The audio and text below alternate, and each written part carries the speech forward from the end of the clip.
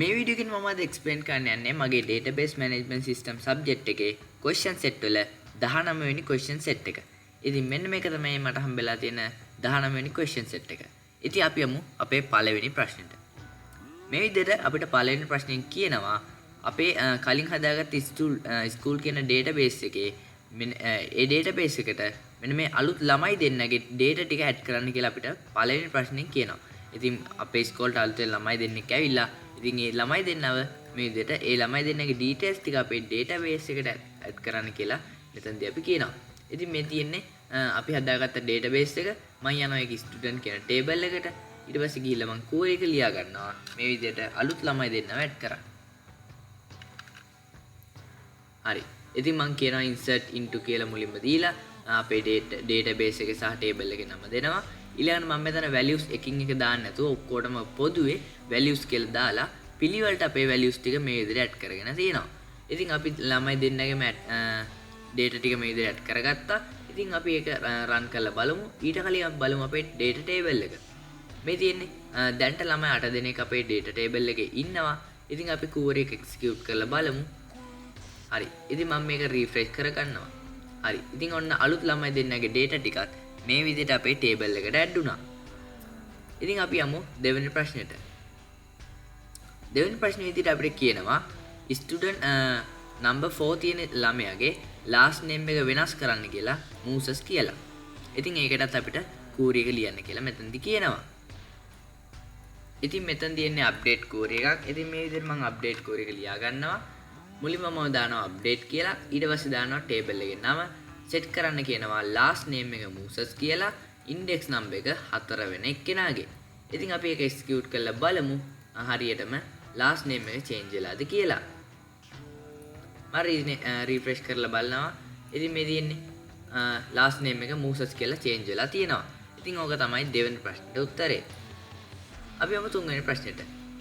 අපිට කියනවා නතාෂා විමලසේන කියන ළමයාගේ contact number එක මෙන්න මේ අලුත් contact number එකට වෙනස් වෙන්න ඕන කියලා. ඉතින් අපි ඒකට SQL query එක මේ විදිහට ලියාගමු. මෙතනදී අපිට එන්නේ update query එක. ඉතින් මේ විදිහට අපි update query එක ලියා ගන්නවා. update කියලා දාලා table එකේ name එක කලින් වගේම දෙනවා. ඊට පස්සේ set කරන්න කියනවා contact number එක අපේ අලුත් contact number එකට. ඊට පස්සේ where clause එකක් දාලා මම කියලා තියෙනවා first name එක නතාෂා සහ last name එක විමලසේන වෙන. හරි ඉතින් අපි මේකත් execute කරලා බලමු. හරි ඉතින් මේ තියෙන්නේ ඔන්න මම මේක refresh කරලා බලනවා. අපේ database එකේ table එකේ නතාෂාගේ contact number එක මේ විදිහට update කරගත්තා. ඉතින් අපි යමු ඊළඟ ප්‍රශ්නෙට. ඊළඟ ප්‍රශ්නේ අපිට කියනවා නතාෂා විමලසේන කියන මෙන්න මේ ළමයා transfer වෙලා තියෙනවා first examination එකට කලින් අපේ ඉස්කෝලේ. කියන්නේ අපේ ඉස්කෝලෙන් අයින් වෙලා තියෙනවා මේ ළමයා. ඉතින් අපිට කියනවා remove කරන්න කියලා මෙයාගේ information ටික අපේ table වලින්. හරි ඉතින් මෙතනදී අපිට ලියන්න වෙන්නේ delete query එකක්. ඒ කියන්නේ අපි මේ ළමයාගේ data ටික මේ අපේ database වලින් අයින් කරලා දාන්න තමයි ඕනේ.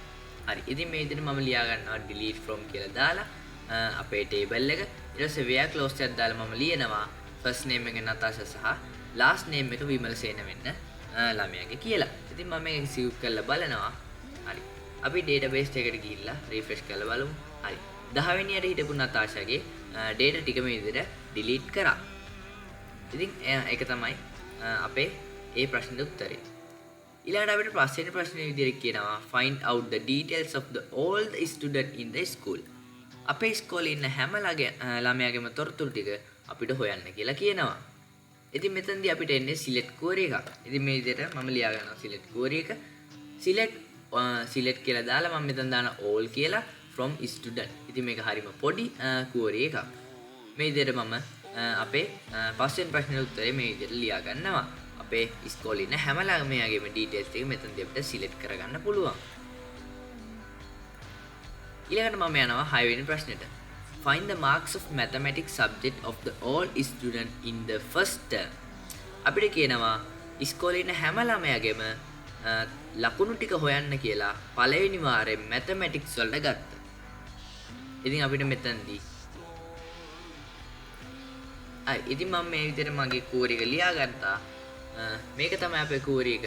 ඉතින් අපිට තියෙන්නේ මුලින්ම මම දාලා තිනවා select කියලා.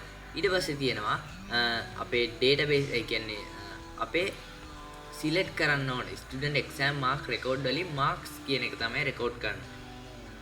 හරි. ඉතින් මේ ප්‍රශ්නේදී අපිට ලියන්න තියෙන්නේ select query එකක්. මෙන්න මේක තමයි අපේ මේ ප්‍රශ්නෙට උත්තරේ. මම මුලින්ම මෙතන දීලා තියෙනවා select කරන්න කියලා student ලගේ marks record කියන table එකෙන් marks කියන එක select කරන්න කියලා තියෙනවා. from කියලා දාලා තියෙනවා. ඊට පස්සේ inner join ඒ කියන්නේ මම exam term කියන table එක. වගේම exam term id ඒ වගේම exam term කියන table දෙක මෙතනින් join කරගෙන තියෙනවා. inner join එකක් දාලා. ඊට පස්සේ මම ආයෙත් inner join එකක් දාලා join කරගෙන තියෙනවා student exam mark record සහ subject කියන table දෙක. මේ විදිහට table තුන මම connect join කරගෙන තියෙනවා. ඊට පස්සේ මම අන්තිමටම where clause එකක් දාලා තියෙනවා. subject name එක mathematics සහ exam term name එක first term වෙන ළමයින්ගේ marks හොයන්න කියලා මම මෙතනදී select query එක ලියාගෙන තියෙනවා. හරි මම මේක execute කරලා බලන්නම්. හරි මේ තියෙන්නේ අපිට එනවා හැම ළමයාම කියන්නේ අපේ ඉස්කෝලේ ඔක්කොම ළමයින්ගේ mathematics වලට first term එකට ගත්ත ලකුණු තමයි මේ විදිහට අපිට select කරගන්න පුළුවන් උනේ. ඉතින් ඕක තමයි මේ ප්‍රශ්නෙට උත්තරේ.